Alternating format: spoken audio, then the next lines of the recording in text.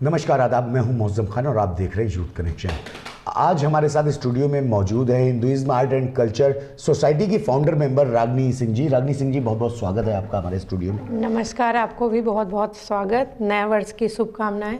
रागनी सिंह जी, इस वक्त देश में एक माहौल बना हुआ है श्री राम लला प्राण प्रतिष्ठा को लेकर। कितना बड़ा पर्व के रूप में ये भविष्य में मनाया जाने वाला है 22 जनवरी।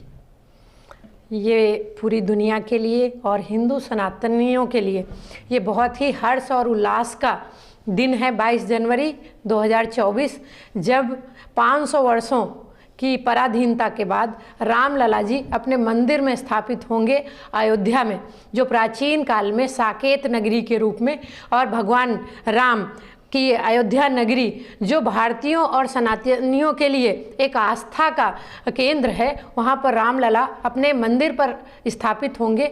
ये पूरी दुनिया के हिंदुओं के लिए बहुत गर्व, स्वाभिमान, सम्मान की बात है। जिस तरह से पूरे देश के लिए एक नासूर बन चुका था अयोध्या और बाबरी वाला मसला, क्या लगता है इस पर किस तरह से लगाम लगी है, सरकार इसमें कितनी कामयाब हुई है? ये जो मसला था काफ़ी प्राचीन था, और चूंकि ये विषय हिंदू आस्था का है, भारतवर्ष हिंदू सनातनियों की आस्था का केंद्र अयोध्या, ये मसले बहुत पहले ही सुलझ जाना चाहिए, इतने वर्ष नहीं लगने चाहिए। जिस समय ये यहाँ पर मुग़लों का शासन था, 528 में मीर बाकी द्वारा बाबरी मस्जिद यहाँ पर स्थापित की गई, तो वो एक गुलामी का प्रतीक थी, और इतना टाइम लगा भारत में उस निशानी को मिटाने में।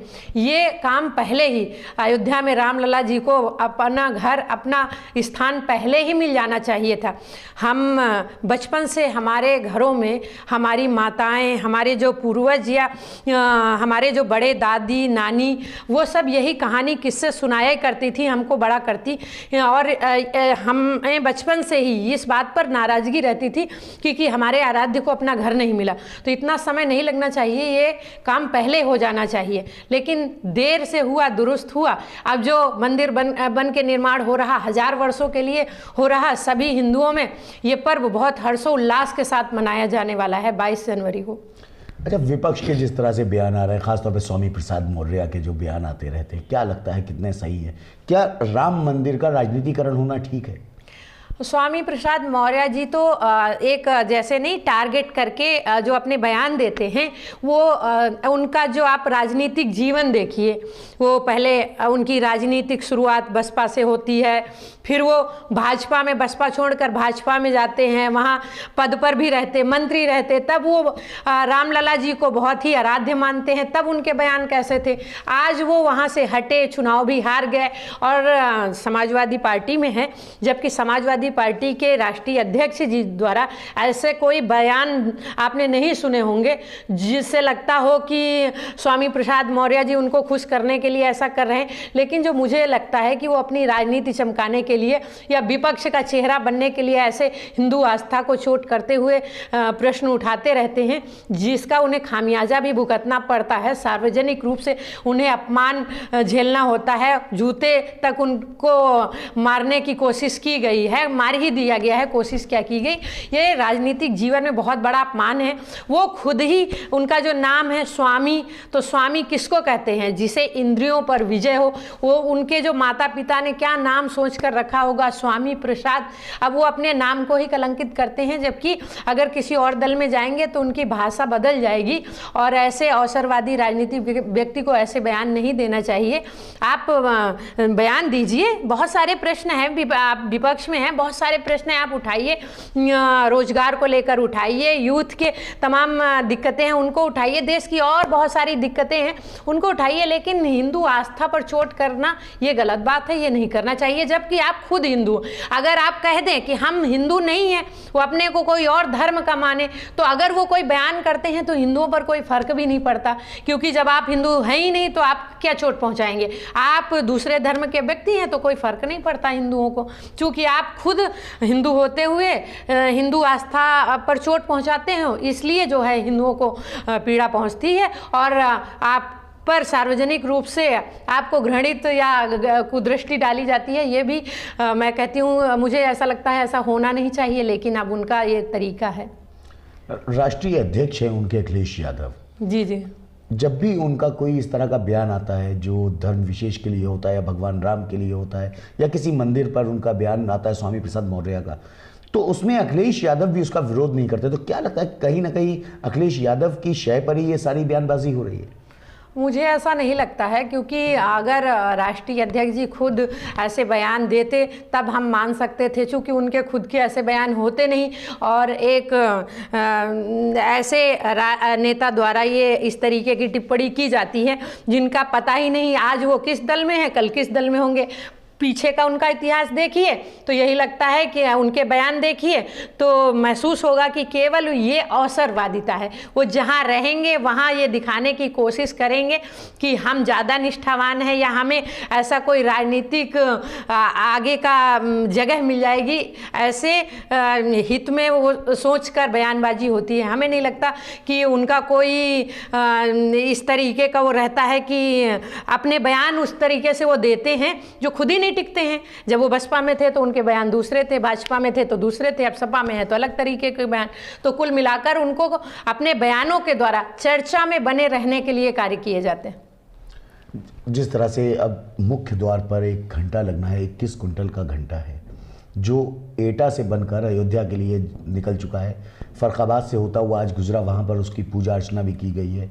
क्या लगता है उन कारीगरों को भी सरकार को सम्मानित करना चाहिए जिन्होंने श्री राम की नगरी के मुख्य द्वार पर लगने वाले घंटे को बनाया है? सबको सम्मान मिलेगा।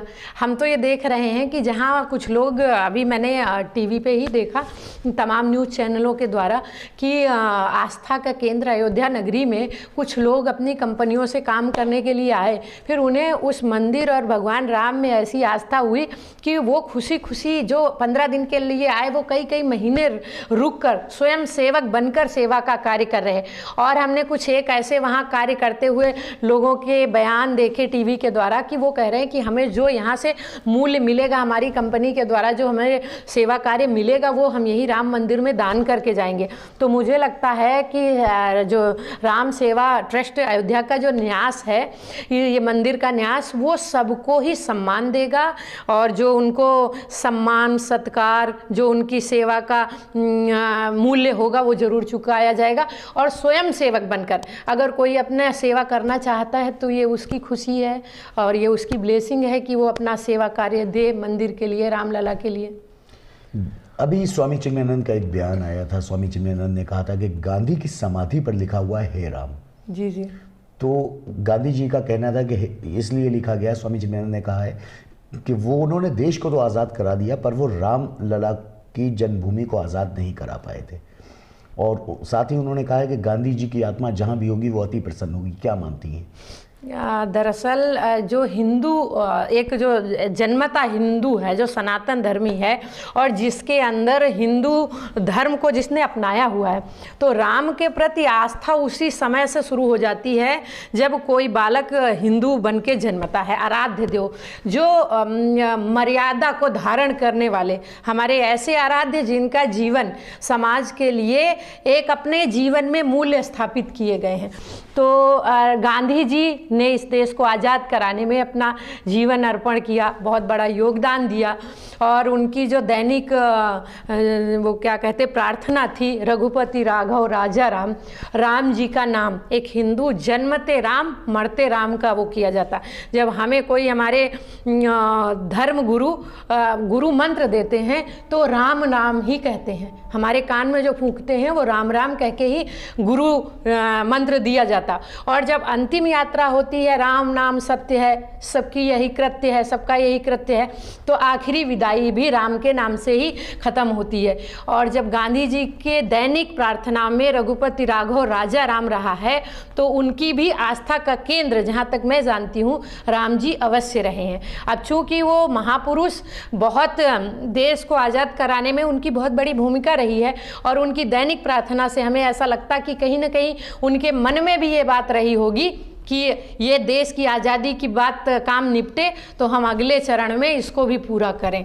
और आज वो बहुत, जहाँ भी उनकी आत्मा होगी, इस बात से उन्हें बहुत हर्ष हो रहा होगा कि उनके आराध्य राम जी को अपना मंदिर वापस मिल रहा, अपनी जगह जन्म स्थान पर वो दोबारा से विराजेंगे और जय जयकार होगी। विपक्ष को ये भी पसंद नहीं आ रहा है जिस तरह से मुख्यमंत्री और प्रधानमंत्री नरेंद्र मोदी ने अयोध्या के अंतर्राष्ट्रीय हवाई अड्डे का नाम महर्षि वाल्मीकि के नाम पर रखा है। हमें नहीं लगता कि विपक्ष को अच्छा ना लगे, क्योंकि महर्षि वाल्मीकि जी भी सबके हैं, सभी दलों के हैं। यहाँ भारत में, हिंदुस्तान में जो भी यहाँ के महर्षियों, ऋषियों का, महात्माओं का, नेताओं का, जिसका भी योगदान है, तो जहाँ तक मुझे लगता है कि कोई भी नेता, राजनेता, महापुरुष और जो खुद सामाजिक जीवन में अपना योगदान दे रहा, तो अपने से बड़े जो गुरु रूप में रहे हैं उनका मान सम्मान जरूर करेगा। और ये तो बहुत हर्ष की बात है। इससे तो ये महसूस होता है, महर्षि वाल्मीकि और राम जी का चरित्र आप पढ़िए तो महसूस होता है कि राम जी के चरित्र में माँ सीता लवकुश के साथ महर्षि वाल्मीकि के आश्रम में रही, और इतने वर्षों पहले भगवान महर्षि वाल्मीकि जी ने संस्कृत भाषा में रामायण का उन्होंने लिखा, रामायण लिखी। तो कितने पहले से ही ये जात पात तो सिर्फ जो है राजनीति के लिए एक तरीके से आग लगाने वाले विषय हैं। बहुत पहले से ही भारत भूमि में ऐसा नहीं रहा। जो ऋषि रहा वो किसी भी जाति का उसे ऋषि का दर्जा मिला हो, चाहे महर्षि ये वाल्मीकि जी हों, चाहे तुकाराम जी हों, चाहे जो है और तमाम गुरु हैं जिनका अभी तुरंत नाम नहीं आ रहा, लेकिन उनको जाति पात से ऊपर अगर उन्होंने सामाजिक काम किया है, धर्म को अपनाया है, तो वो धर्म गुरु ही रहे हैं। स्वामी प्रसाद मौर्य ने इस पर भी तंज कसा था कि भाजपा को अगर दलितों का इतना ही ख्याल है तो जिन मंदिरों में 2 या 2 से अधिक पुजारी हैं तो उसमें एक दलित पुजारी रखना चाहिए। अरे मैं बताऊं, हमारा गांव है खेड़ा संडा, वहाँ पर मुझे यहाँ शाहजहाँपुर रायबरेली से हूँ, आए हुए 30 वर्ष हो रहे।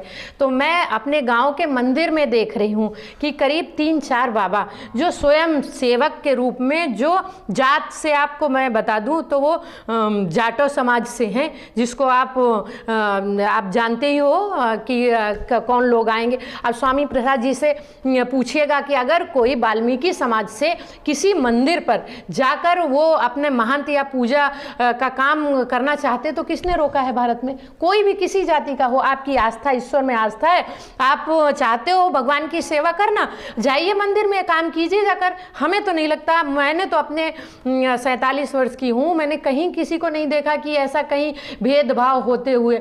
जो भी मुद्दे आए वो टोटल राजनीतिक मुद्दे हैं, अपनी पॉलिटिक्स को चमकाने के लिए, चाहे दल हो चाहे नेता हो, वो जो बयानबाजी करे, लेकिन मुझे प्रत्यक्ष रूप से कहीं ऐसा दिखाई नहीं दिया। मैं तो नहीं जानती कि कौन सा ऐसा मंदिर है जहाँ जाति पूछ के भगवान के दर्शन होते हो, या कोई ऐसा कृत्य किया जाता हो जो, क्योंकि आजकल तुरंत विरोध की आवाज़ शुरू हो जाएगी। ऐसा कौन है कि ऐसे जो मन गढ़ंत कहानियाँ सुनाकर लोगों को भ्रमित किया जाता है, वो बिल्कुल सरासर गलत है, ऐसा बिल्कुल नहीं है। और रही वाल्मीकि समाज के, तो आए, कोई भी हुआ आए, आप धर्म का पालन करें और जो एक पुरोहित के कार्य होते करें, मंदिर के दरवाजे खुले हैं। ये बहुत हिंदू सनातन धर्म बहुत व्यापक है।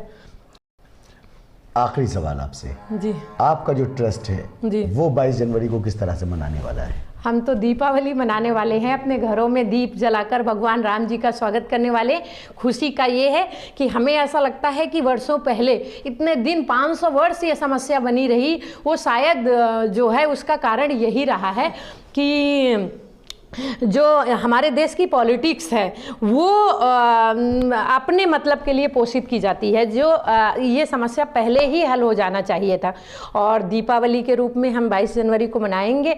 रामलला का ऐसा मंदिर, भव्य मंदिर बन के तैयार हुआ, जो आगे पीढ़ियां दर्शन करने जाएंगी। हमारे फादर इन लॉ की बहुत इच्छा थी, वो सालों से कह रहे थे, अब हम उन्हें नए मंदिर खुद भी दर्शन करेंगे, उन्हें भी दर्शन कराएंगे। और सभी को बहुत बहुत शुभकामनाएं, सब लोग दर्शन करें, जाएँ। और राम जी का चरित्र, उससे जाति धर्म से हटकर मर्यादा पुरुषोत्तम रामचरितमानस में बड़ा अच्छा तुलसीदास जी ने वर्णन किया है, जो अवधी भाषा सरल हिंदी में है और अर्थ भी लिखा हुआ है। उनका एक एक चरित्र आप कोशिश करें, खुद अपनाएं, हमारे घर में हमारे बच्चे अपनाएं, तो हमारा घर ही, हम राम राज्य में वापस हो जाएंगे, क्योंकि उनका पूरा जीवन उस चरित्र को खुद ही अपनाया है। और वो इसीलिए वो मर्यादा पुरुषोत्तम राम जी हैं।